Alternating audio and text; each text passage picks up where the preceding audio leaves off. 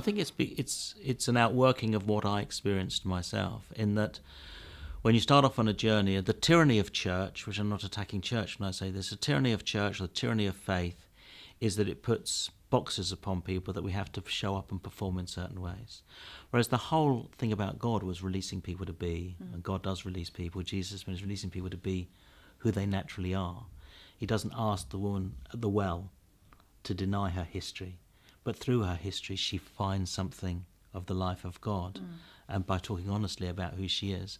And I felt I couldn't get to where I was in the situation I faced with Katie without being honest about who I was, and I felt ashamed of some of those honest feelings, and I felt frightened, and I know some people stepped away from me consequentially of that.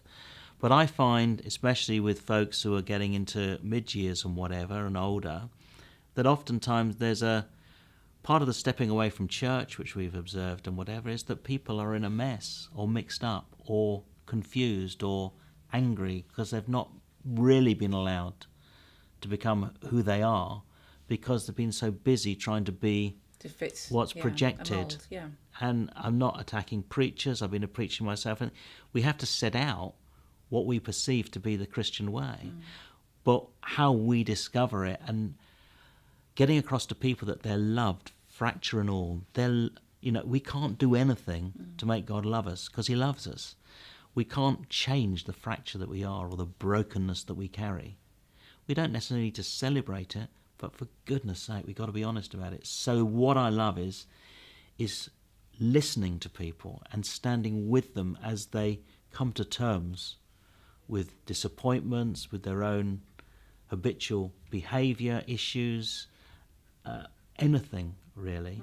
And it's not to say that they won't change, but we kind of got this magic bubble or wand that says you become a Christian and God transforms you. Well, we will be transformed, we know that, but we live with the fracture, and God loves us with the fracture. We haven't got to somehow bury it, hide it, lose it. That's who I am.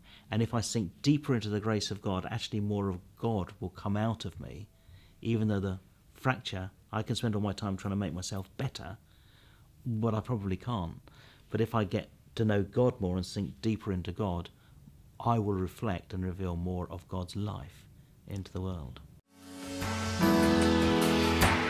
Tune in to the Profile Interview in association with Christianity Magazine every Saturday at 4 p.m, only on Premier Christian Radio, where faith comes to life.